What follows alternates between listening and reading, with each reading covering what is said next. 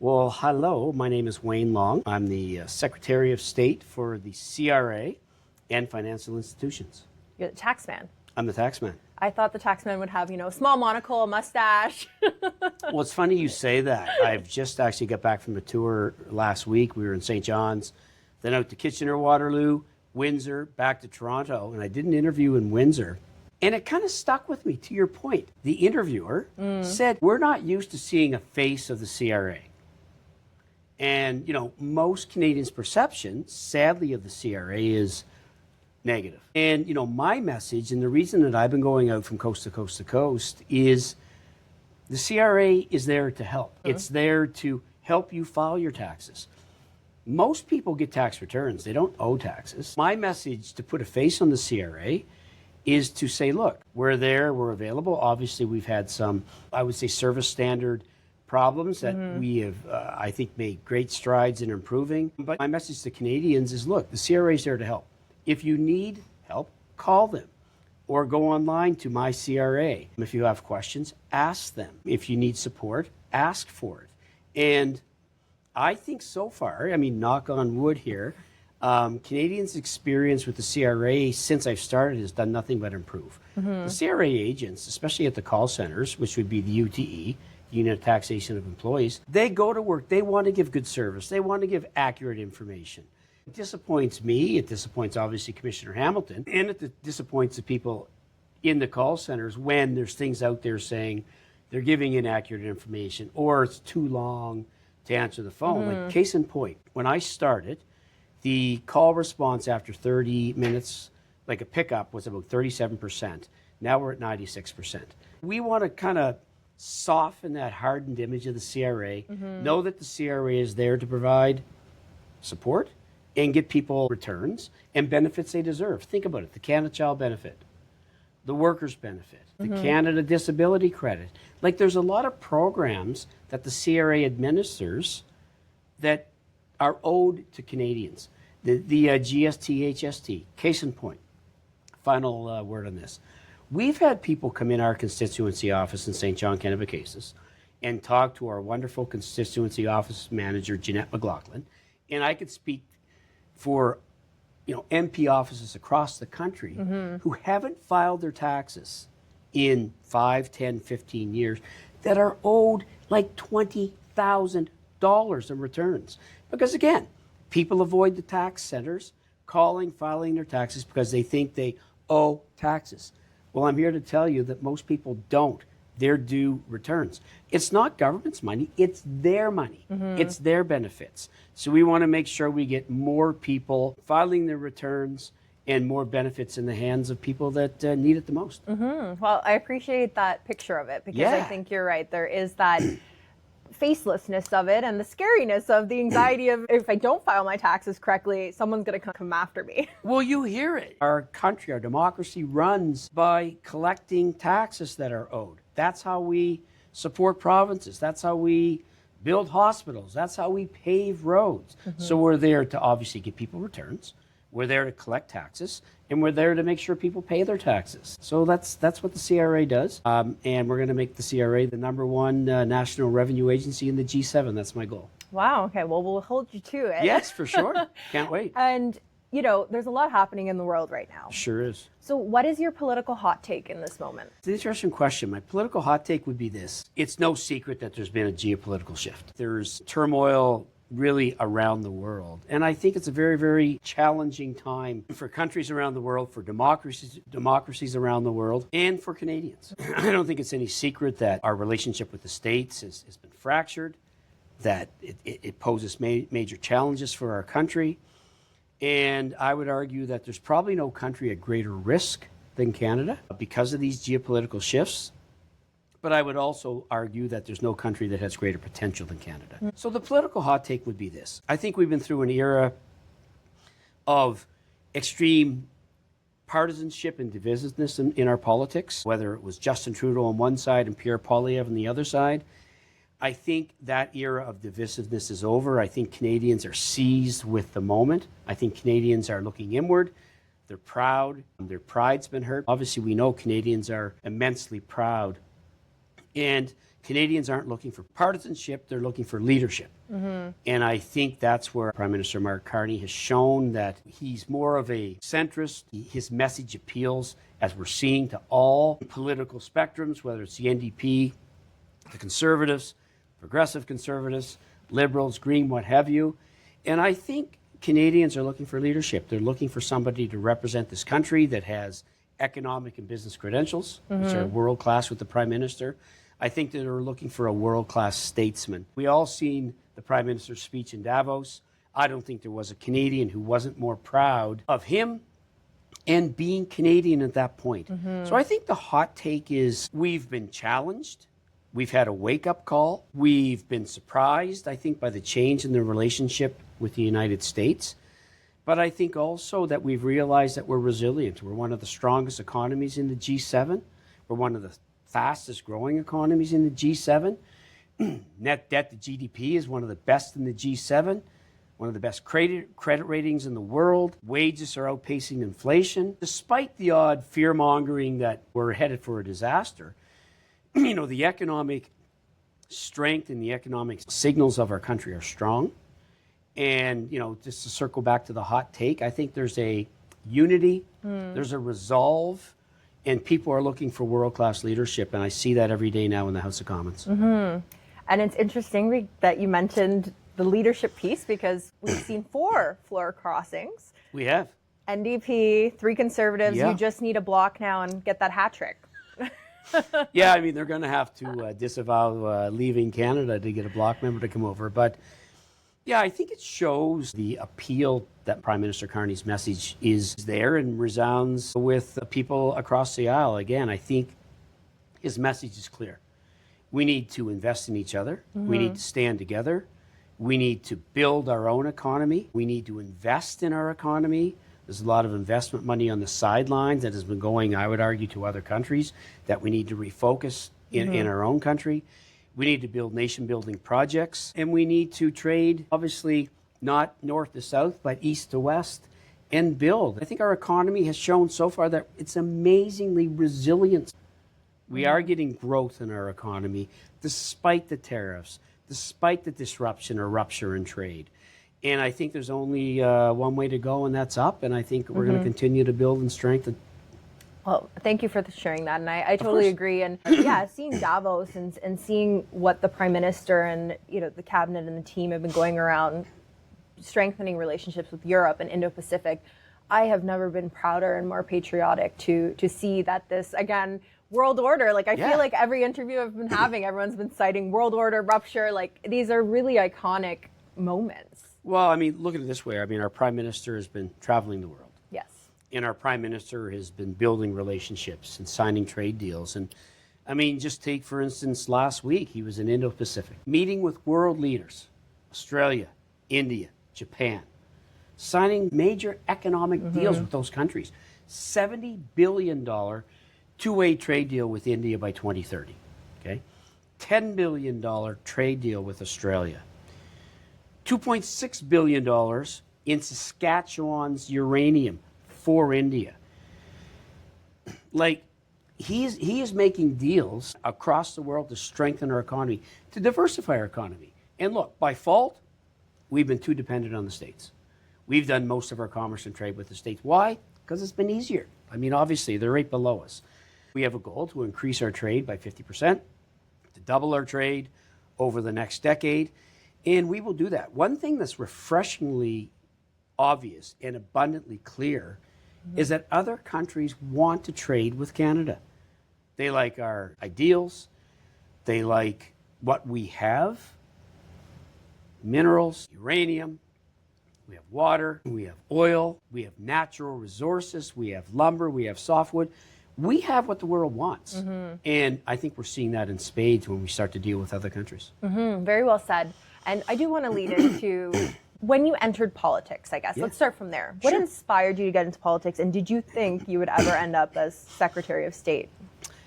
Well, I've always had lofty goals, as my friends would always say. That being said, look, I was involved with Student Union at UNB. And that's when I got my first kind of bug for politics, for representing for making tough decisions. You know, they're not always easy decisions.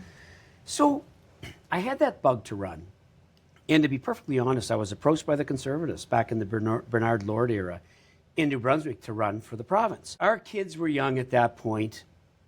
I decided against it. But again, kind of was always like, when's the best time? Obviously got involved with the St. John Sea Dogs. Before that, had a wonderful career in aquaculture. Got to travel the world with the Sea Dogs. I was kind of in my 9th, 10th year. And I said, you know, I still would like to take a run at politics. This was around 2013, 2014. At that point, the Liberal Party was third in polls. They were the third place party in the House of Commons. But I liked Justin Trudeau's message. It was a hopeful message. It was a progressive message. It talked about climate change. It talked about giving back to Canadians. As Liberals, we believe that government can do good things. Like, government isn't a problem. Government is there to help the most vulnerable. Canada Child Benefit, child care programs, dental programs, workers' benefits, disability benefits. Like, we should be judged as a government, and as far as I'm concerned, as a society, by how we treat our most vulnerable. And I really liked Justin Trudeau's message. And there was an opening, obviously, for a Liberal MP in St. John, Rossay at that time. It's now St. John Kennebecasis. So, put my hat in the ring. I mean, obviously, I had a bit of a track record in the community with the St. John Sea Dogs. People knew who I was. I'll be honest. I mean, I'm an extrovert by nature, but I was nervous as hell knocking on doors. I was just like, oh my gosh, what to say? They don't like me. Or even worse, what happens if they know me and they don't like me? So it took a little bit, even for an extrovert like me, to overcome knocking on doors, talking politics. Because you got to remember, in hockey, everybody loved me.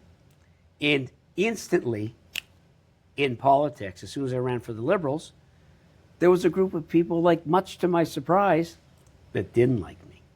So obviously, I ran. I won. I loved it. I loved the opportunity. I loved being outspoken. I loved being a good advocate for the riding. I loved advocating for Energy East. I loved speaking up and challenging my party at times. I loved the work I did on committees, HUMA committee in particular. We went coast to coast to coast with a poverty reduction strategy. 2019, I would say I had headwinds. The Prime Minister was not popular in my riding, but what saved me in my riding through it was my own brand, the go long, the riding first style MP. So I won in 19 by a much tighter margin. He decided to run again in 21, won by a big margin, and obviously ran in 25 by a very, very big margin. I think I had 52% of the vote. But you weren't planning. I wasn't planning on running. I thought, you know, as politicians, we all have a candle. And every day we burn a little bit of that wick. And when that candle gets burned out, it's pretty much time to go. And to be perfectly honest, our Prime Minister at that point, I felt, his wick had burned out. Justin Trudeau did great things for the country. We had great programs, great policies. But people had turned away from the Prime Minister. So I said, you know, I've done everything in kind of 10-year increments. So for me, it was like 10 years. I think it might be time. Like, I just feel I've gone as far as I can with this party. Enter Mark Carney. The Prime Minister called me prior to him offering to run, wanted to know if I would reconsider. You know, said, look, you know, you're a former small business guy. You did bring a different perspective. You know, I think you could be a value to caucus. Would you reconsider? So obviously I reconsidered. He won. And, you know, for my candle, I got to add a little more wax to the top and extend that wick a little bit. I'm re-energized, rejuvenated. The Prime Minister has given me a wonderful opportunity. He's a wonderful leader. I have a great relationship with him. And that's kind of my political history. I mean, you know, like Frank McKenna says, every screw has another turn. I'll never say when it's over, when it ends, but I'm really enjoying the privilege he's given me. I mean, obviously, it's great to sit around cabinet table and advocate for the country and my riding. It's great to form great relationships with cabinet colleagues and caucus. And it's great to be in a leadership position. I feel I am a leader. I think I've had leadership positions through my whole career. I spend a lot of time in that back row with backbenchers, talking to them, making sure that they're settled, because we're all one team. And everybody has a role. Everybody contributes. Anybody that's in that House of Commons, there's not a bad seat in that place. And what I love about Prime Minister Carney and his leadership is that everybody feels included. Our caucus meetings are lively. People speak their minds. We're united when we come out of that caucus room. Mark Carney's a natural leader. People gravitate to him. People like what he has to say. Sometimes less is more. You don't always have to dominate the room, but he is respected in our caucus. And put it this way, I would say years 6 to 10, I always attended caucus. Now, I can't wait to get to caucus. I can't wait to be there with my colleagues. I can't wait to hear the debates, listen to the Prime Minister, hear his leadership, feel his energy, and he's focused. He's focused. Obviously, me sitting around a table with him and me listening to him in caucus. He has a plan. He wants to execute. He brings a business attitude to government. And he wants results. He wants accountability. And I just love every day I'm up here. I'm glad to hear that. Yeah. And, my very last question for you, because you talked about being around the cabinet table. Yeah. We've seen, federal policies historically, it's not unique to Liberals, but to all different governments, that policies tend to be Toronto, Vancouver, Montreal centric. Yep. How have you brought an Atlantic lens to the table and maybe made some colleagues realize these are issues within my riding and, Atlantic Canada more broadly? Like, how have you been able to bring that lens to the table?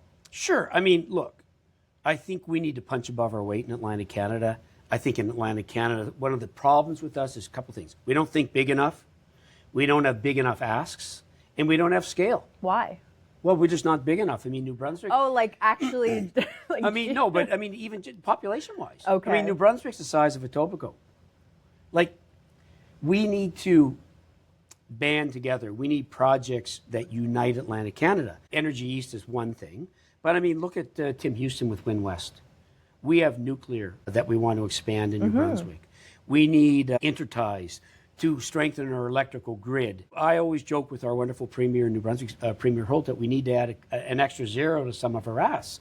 Because you got to remember, again, we don't have the population at times. And, do I think sometimes we have a little bit of a concern that things are Ontario or Quebec or Toronto or Vancouver centric? Sure. That comes with, I think, kind of a natural place in Atlantic Canada where we come from. But we have wonderful ministers in Atlantic Canada. Obviously, the king of them all would be Dominic LeBlanc, Sean Fraser, Joanne Thompson. We have wonderful ministers in Atlantic Canada. I'm proud to be a part of that team. We just need to recognize that we are smaller. We need to make sure our voices are heard, but we need to be specific in asks for what we want in Atlantic Canada.